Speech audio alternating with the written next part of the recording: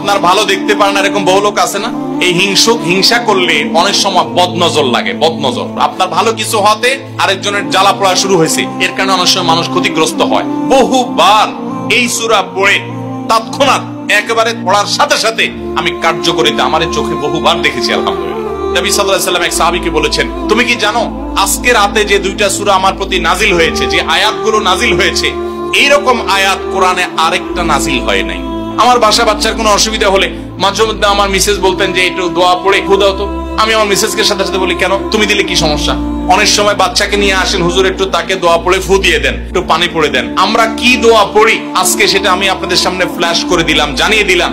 আপনার যদি কোনো বিপদ হয়, আজকে অনেক ভাই প্রশ্নে লিখেছেন, অনেক সময় মানুষ বলে, ভাই আমার বাচ্চাটার এই সমস্যা, আমার ওই ওয়াইফের এই সমস্যা, আমার স্বামীর এই সমস্যা, আমার এই সমস্যা, আমরা আল্লাহর কাছে আশ্রয় চাইতে জানি না। আজকে শিখে যান, এই দুইটা সূরা নাজিল হওয়ার যে প্রেক্ষাপট, সেই ঘটনা শুনলে আমাদের ঈমান আরো বেড়ে যাবে ইনশাআল্লাহ। নবী সাল্লাল্লাহু আলাইহি ওয়াসাল্লাম একবার অসুস্থ হয়ে পড়েছেন এবং অসুস্থতাটা এত মারাত্মক ছিল যে আম্মা জান আয়েশা রাদিয়াল্লাহু আনহা বলেছেন, অনেক কাজ তিনি করেন নাই, অথচ তিনি বলতেন তিনি করেছেন, মানে তার মনে হতো তিনি করেছেন।